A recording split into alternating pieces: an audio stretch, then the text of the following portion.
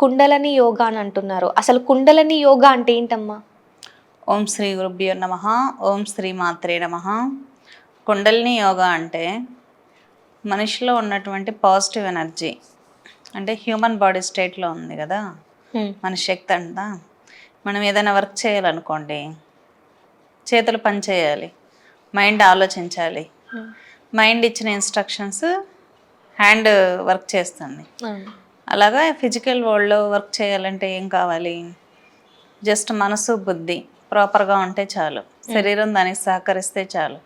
అలాగని astral powers అంటారు, అంటే హ్యూమన్ బాడీకి అతీతంగా. ఇప్పుడు మీరు ఇక్కడే ఉండి పాస్ట్లో ఏం జరిగిపోయిందో తెలుసుకోవాలి, ఫ్యూచర్లో ఏం జరుగుతుందో తెలుసుకోవాలి. మీ బాడీని, ఫిజికల్ బాడీని పంపించి తెలుసుకోలేరు కదా. ఫిజికల్ బాడీ ఫ్యూచర్లోకి పాస్ట్లోకి వెళ్ళదు.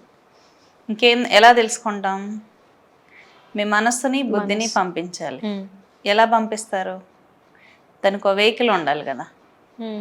ఆ వెహికలే మన ఎనర్జీ బాడీ అన్నమాట. ఎనర్జీ బాడీ అంటే ఏంటంటే హ్యూమన్ బాడీలో యాస్ట్రల్ అంటే మనిషికి సంబంధించినటువంటి ఎనర్జీ బాడీనే మనం ఏంటంటామంటే సూక్ష్మ శరీరం అంటారు. ఈ సూక్ష్మ శరీరాన్ని ఎలా ఏర్పడుతుందంటే మనిషి మనస్సు బుద్ధి ద్వారా ఏర్పడుతుంది సూక్ష్మ శరీరం. దీంట్లోనే ఉంటాయి 7 చక్రాస్. ఈ 7 చక్రాస్ని యాక్టివేట్ చేసే పద్ధతే కుండలిని యోగా. కుండలిని యోగా అంటే మీ యాస్ట్రల్ పవర్ని పెంచుకోవడం. షట్చక్రాలు అనేది హ్యూమన్ బాడీకి సంబంధించింది అయినా కూడా యాస్ట్రల్ బాడీలో ఉంటాయి.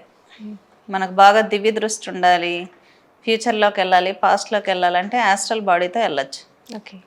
కానీ మీకు ఫోకస్ ఉండాలి కదా. మీరు ఇప్పుడు ధ్యాన స్థితిలోకి వెళ్ళారు, ఫ్యూచర్లోకి వెళ్ళాలంటే మీ హ్యూమన్ బాడీలో యాస్ట్రల్ బాడీని సపరేట్ చేయాలి. సపరేట్ చేసి దాన్ని పంపించాలి. దాన్ని పంపిస్తే కూడా మీకు అక్కడ సీసీటీవీస్ ఏమన్నా ఉంటేనే కదా మీకు ఇక్కడ చూడగలరు. దాన్ని దివ్య దృష్టి అంటారు. దివ్య దృష్టి. మీరు ఏదో వెహికల్ని పంపించారు వేరే ప్లేస్కి, అక్కడ ఏం జరుగుతుందో చూడాలి. సీసీటీవీ ఫుటేజ్ ఉండాలి, మీ మొబైల్ ఉండాలి. అక్కడ దానికుండే సీసీటీవీ ఫుటేజ్ థర్డ్ ఐ చక్ర.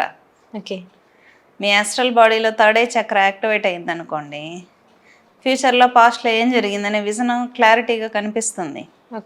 మీ చేతిలో మొబైల్ ఉండాలి కదా అక్కడ టీవీ చూడాలంటే. అదే అన్నమాట ధ్యాన స్థితి, ఎరుక. బాగా ధ్యానం చేస్తే ఫోకస్డ్గా ఉండాలి. ఫోకస్డ్గా ఉంటే ఫ్యూచర్లో ఏం జరిగింది, పాస్ట్లో ఏం జరిగిందో తెలుసుకోగలం.